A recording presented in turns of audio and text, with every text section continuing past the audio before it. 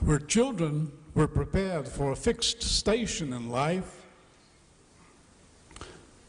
where we thought that their preparation could be given once and for all in a given time of their life, in a given place, and that preparation would serve them well for the rest of their lives.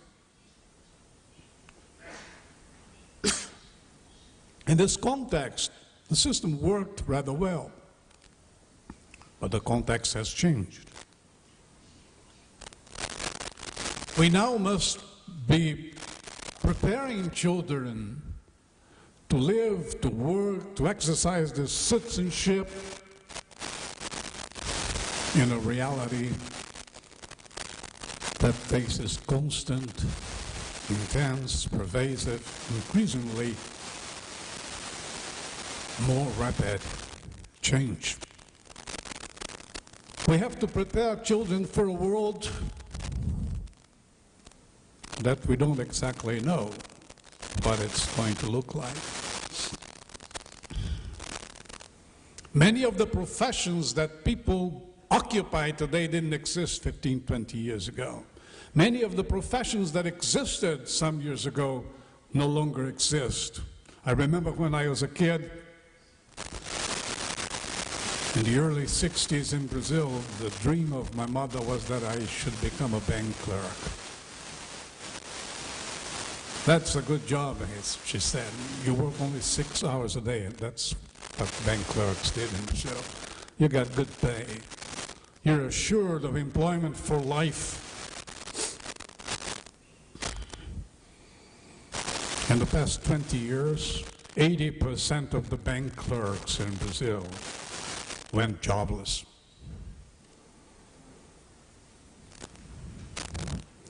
So we have to prepare people to live, to work, to love, and face life in a world, the contours of which we have no idea what they're going to be like. Today it's difficult even to plan for the next 5 years. And it's important to remember that 15 years ago we didn't have the internet as a commercial tool. It was a toy of academics. 15 years ago we didn't have cell phones. Now everybody has a cell phone. Even my grandson, who's 8, has a cell phone. People began to think of education as a lifelong enterprise, and now they are not only thinking of it as something that lasts throughout life, but something that takes place all the time, anytime, anywhere. It doesn't matter where you are. You may be working, you may be having fun, you may be watching TV, you may be browsing the internet, you may be learning. So this is going to affect, and affect drastically, the way we organize the institutions that serve as learning environments.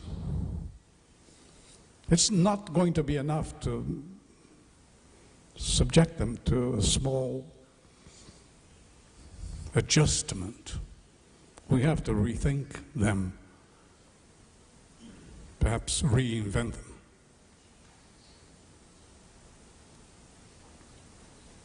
In this context, we need to rethink some basic issues. Our understanding of education. Why is it that we educate? What we educate people for? What is the relation of learning to teaching? We usually spoke in the old context of didactics, the art or the science of teaching. Now you have people such as Seymour Papert speaking of mathematics, that is the art of the science of learning. What is the relation between formal learning that we acquire in institutions designed to serve as learning environments and the everyday learning that we acquire or build or construct as we work, as we have fun, as we live our lives? What's the role of teacher? Is it the role of an information deliverer when we have information overload, or is it the role of somebody that helps us learn how to deal with information overload, among other things? The role of a coach, a mentor, a midwife, if we can go back to Socrates. And what is the role of technology in this context? It's only after we rethink this set of issues that we may come to an adequate understanding of the role of technology. This thing is a system. We have to approach it from a systemic point of view. It's not enough to deal with one of these issues alone. We have to think the whole network of these issues. And perhaps the most important thing is to understand that education by its very nature, the kind of education that is required in the world in which we live is goal-oriented and therefore future-focused. Differently from other animal species, we human beings are born totally incompetent and absolutely dependent. If somebody doesn't take care of us when we're born, we die. Yesterday I was mentioning an example of the sea turtles. Sea turtles, the little sea turtles, the baby sea turtles, they hatch their eggs and they don't see their mother ever. They get out of the egg, they come to the surface of the beach, they know how to walk, they get into the sea, they know how to swim, they know what food to find, and unless another bigger animal swallows them up, they survive to adulthood. They come into the world perfectly fit to live their lives. Not so human beings. If somebody doesn't take care of us, we die. But we are born with an incredible capacity to learn. And before we're 1 year old, we've learned so many things without anybody formally teaching us. So learning is the way we eventually learn to develop the skills and competencies that make it possible for us to transcend the initial incompetence and reach some form of autonomy. Education is what we invented as a human race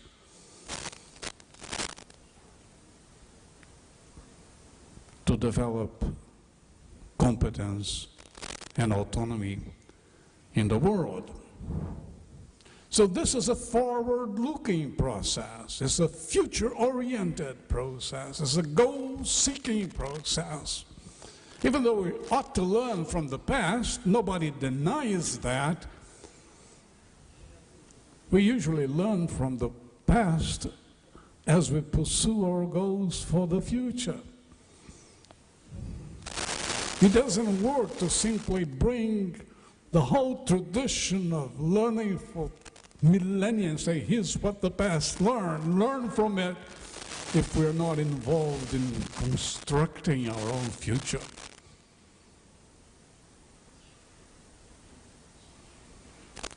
What competencies ought we to develop in this educational process? I think technology has allowed us today a number of alternatives that we didn't have before. The competencies and skills we ought to be developing are those necessary for our life project. In our day and age, education does no longer needs to be one size fits all, that takes not into consideration individual differences, personal talents, interests, sometimes idiosyncratic.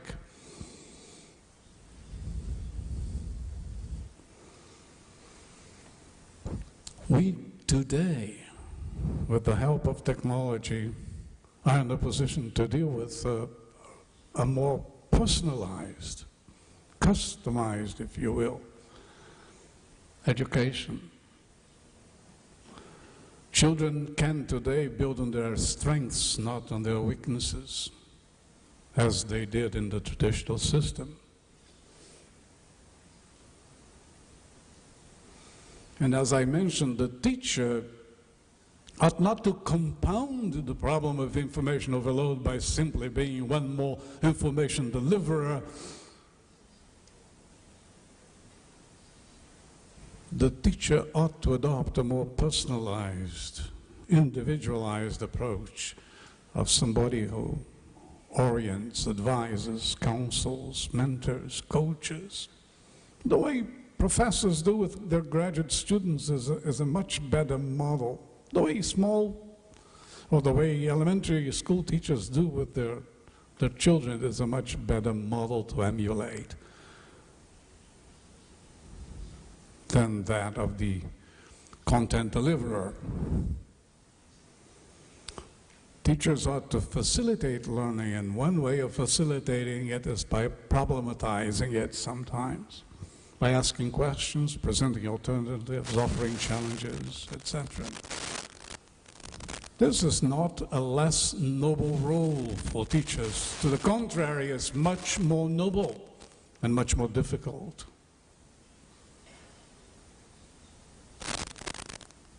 If students are given autonomy to define what they need to learn in order to bring about the actualization of their life projects, the problem of motivation, which is one of the most serious problems in traditional schooling, is solved. Technology in schools ought to be used as learning tools for the students, much more than as teaching tools for the teachers. Bill Gates once said that the main role of technology, the technology that we have in our hands today, is to bring people in contact with people and make the information that they need in order to conduct their projects available, easily available to them. So technology is not an impersonal element.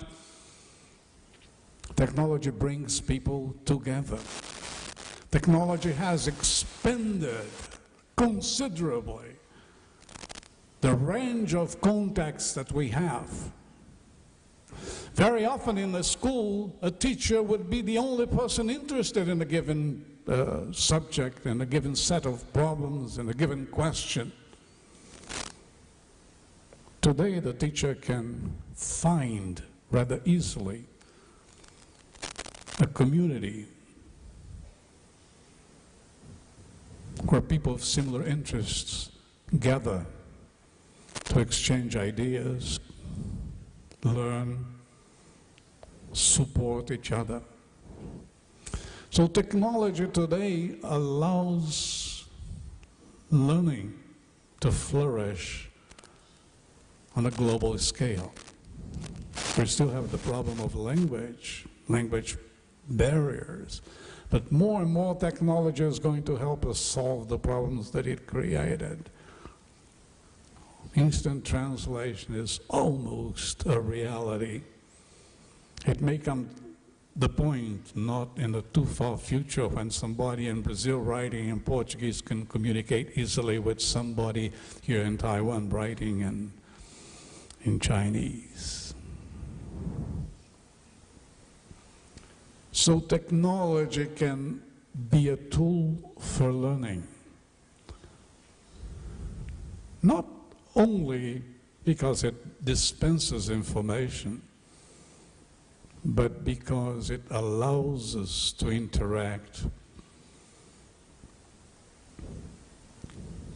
to collaborate. We learn to a large extent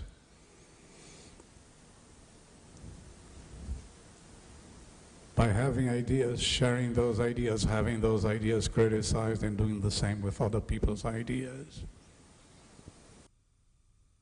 It's the student and student learning at the center of what we do, instead of putting teaching and the activity of teachers.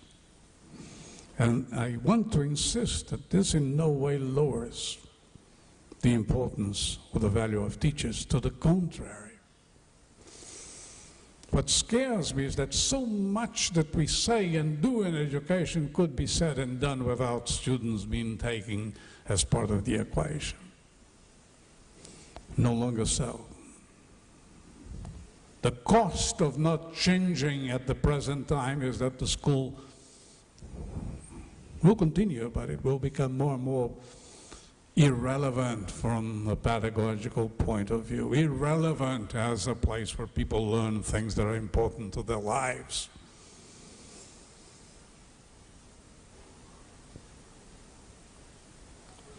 And this revolutionary potential will not be actualized if we consider to think of education as a process of transmitting knowledge, information, values, our heritage from one generation to the other.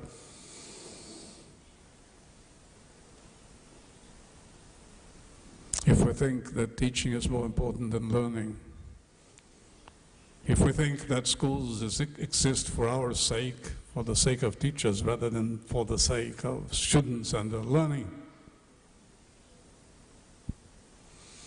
I prefer the expression anytime, anywhere learning to the expression one-to-one computing, because it emphasizes first learning rather than the technology. That makes learning possible in the present context. By emphasizing anytime, anywhere learning, it blurs the distinctions between the learning that takes place in schools and the learning that takes place outside. And it makes clear that learning is a lifelong, constant, permanent need of each one of us. But the idea of anytime, anywhere learning could be enriched if we could find ways of insisting that learning is the essential process through which we develop as human beings. That education exists for the sake of our development as human beings, not for the sake of the needs of society or the needs of digital economy in the 21st century. Education exists because without it we wouldn't survive except as parasites. And if it could embody the idea that learning, instead of assimilation of information, is the process of becoming capable of doing things that we're not able of doing before, and that this process is active, is interactive, and involves at every level collaboration, and that the technology that we have today is especially adept at providing these characteristics. Thank you very much.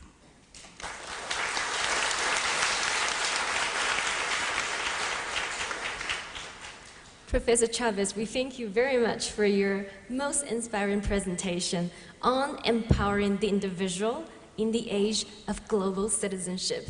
我们再次的谢谢 Chavez 博士为我们来解说现代全球公民的培养。Chavez 博士，他自从2004年开始，连续4年都像博士刚刚讲的，从巴西搭了30个小时的飞机，每年都来台湾，为我们带来非常精彩的演讲。我们是不是请在场的贵宾再次的以热烈的掌声来谢谢 Chavez 博士？